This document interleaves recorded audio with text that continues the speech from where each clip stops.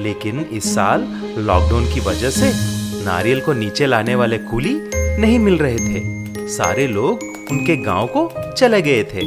उस गांव में सिर्फ एक ही नारियल तोड़ने वाला था, जिसका नाम दीपक था। तभी सुधाकर जाकर दीपक से बात करता है। दीपक भाई, क्या तुम मेरे खेत में नारियल उतारने का काम कर सकते हो? आजकल नारियल की महंगाई बहुत बढ़ चुकी है। अरे नहीं सेठ जी, मेरा तो कल सूरज सेठ के यहाँ काम है। आप बोलो तो एक हफ्ते के बाद आपका काम करता हूँ। मैं तब तक बहुत बिजी हूँ। अरे बाप रे, 1 हफ्ता? ऐसा करेंगे तो सारा नारियल खराब हो जाएंगे। देखिए सेठ जी, आप मुझे एक नारियल के लिए 10 रुपए देंगे तो मैं तैयार हूँ। मुझे मालूम है कि एक नारियल शहर में 50 रुपए में बिकती है। क्या पागल हो गए क्या? 10 रुपए? तुम बहुत लालची हो चुके हो। काम करने वाला कोई नहीं, इसीलिए तुम उसका फायदा उठा रहे हो ना। आप जो कुछ भी समझो, आपकी मर्जी। नहीं तो एक काम कीजिए, आप ही चढ़कर नारियल तोड़ दो। दीपक को ऐसी बात करते हुए देख सुधाकर वहां से चला जाता है। अगले दिन सुधाकर खुद ही नारियल पे चढ़कर ऊपर तक पहुंच जाता है, लेकिन नारियल तोड़ते वक्त उसका हाथ फिसलकर वह नारियल के साथ नीचे गिर जाता है और उसके कमर में चोट लगती है। तभी शहर से एक डॉक्टर आकर चेकअप करके दवाइयां देती है। तभी डॉक्टर ने ऐसी बोली, सुनिए, आपको और बहादुरी करने की जरूरत नहीं है। अगर आपको नारियल तोड़ना है तो शहर में एक नया मशीन आया हुआ है, जिससे आप आसानी से पेड़ चढ़ सकते हैं और नारियल तोड़ सकते हैं। ठीक है डॉक्टर जी, ऐसा ही करूँगा। अगले ही दिन सुधाकर वह मशीन शहर से मंगवाता है। वह मशीन को गाड़ी जैसे पहिए थे और आसानी से एक आदमी बैठकर पेड़ चढ़ सकता है। ऐसा ही सुधाकर उस मशीन पे बैठकर पेड़ चढ़कर नारियल तोड़ने लगता है और आसानी से एक ट्रैक्टर लोड की नारियल तोड़ देता है। ये बात दीपक देख लेता है और ऐसा बोलता है, अरे सेठ जी, आप क्यों मेरे कमाई पे लात मार रहे हो?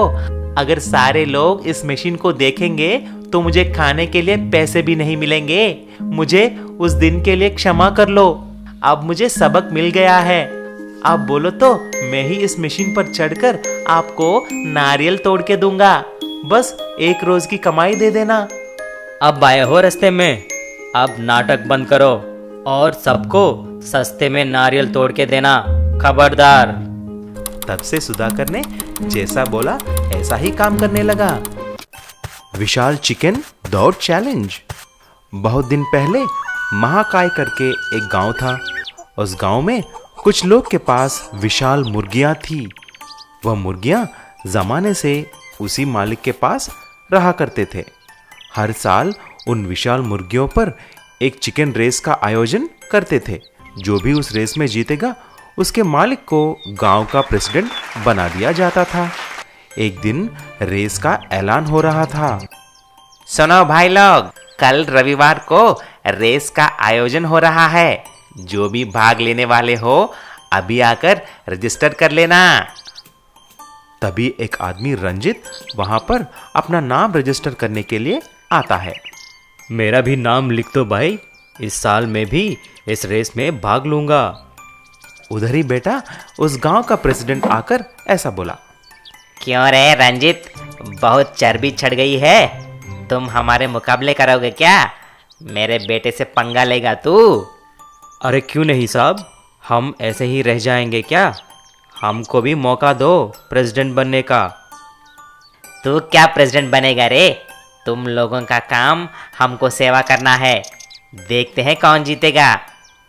ऐसा बोलकर प्रेसिडेंट वहां से चला जाता है, लेकिन दुर्बुद्धि के साथ एक प्लान भी बनाता है। उसी दिन की रात को प्रेसिडेंट कुछ लोगों को भेजकर रंजित की विशाल मुर्गी को मारने के लिए बोलता है। फिर प्रेसिडेंट के आदमी जाकर रंजित की विशाल मुर्गियों को बड़े चाकू से मार देते हैं। अगले दिन की सुबह, अरे किसने किया है यह काम? कैसे मार दिया मेरे मुर्गी को?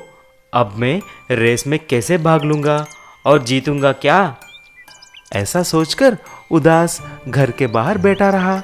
तभी प्रेसिडेंट की बेटी सीमा अपने विशाल मुर्गी के ऊपर बैठकर वहां से गुजरने लगी। उदास रंजित को देखकर उसने ऐसा पूछी, अरे क्या हुआ रंजीत, तुम इतने उदास क्यों हो? कुछ नहीं सीमा, तुम्हें मालूम नहीं है आज मुर्गियों का रेस है। मैंने सब तैयारियां करके रखा था, लेकिन कल रात को किसी ने मेरा मुर्गी को मार डाला। अब मैं क्या करूं? अरे तुम घबराओ मत, तुम मेरे मुर्गी को लेके जाओ। मैंने भी इसको रेस के लिए ही तैयार किया है, तुम जरूर जीतोगे। तब रंजित सीमा की मुर्गी को लेकर मुकाबले में चला जाता है। वहां पर सब लोग अपने अपने मुर्गियों पर बैठे तैयार हो गए। जैसे ही मुकाबले का अनाउंसमेंट होने ही वाला था, तभी रंजित अपने मुर्गी पर बैठकर वहां पर पहुंच जाता है।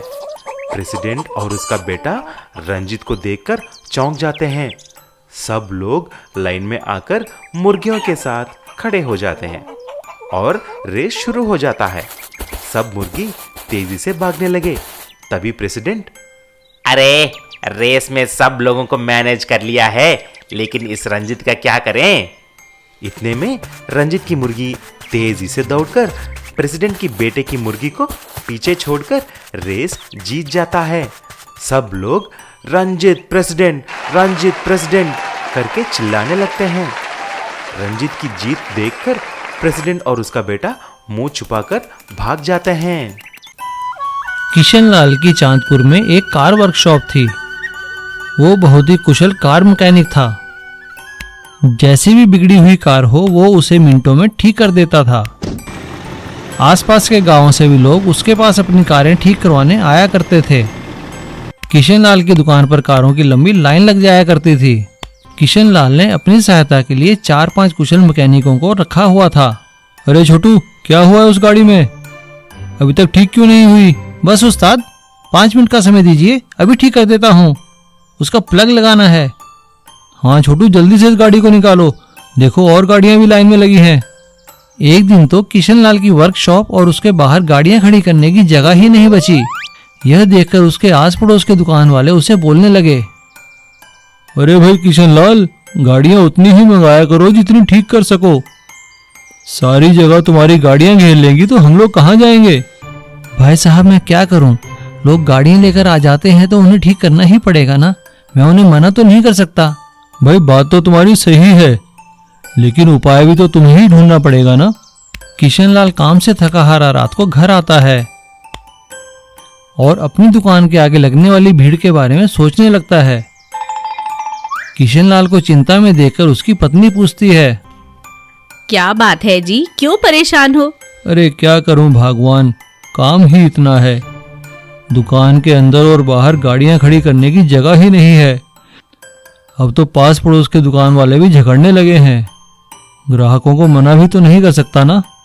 किशनलाल की पत्नी कुछ सोचकर उससे कहती है, अरे तो इसमें परेशानी की क्या बात है, आप भूमिगत दुकान क्यों नहीं खोल लेते जैसी शहरों में होती हैं? जरा सोचो, कितना दिमाग की बात है ना। हमारे पास तो जगह है, जमीन है, हमें कहीं और जाने की कोई जरूरत नहीं। समझदारी से काम लो और भूमिगत दुकान खोल लो। ये बात तो तुमने बिल्कुल सही कही। मैं कल ही भूमिगत दुकान बनवाता हूँ।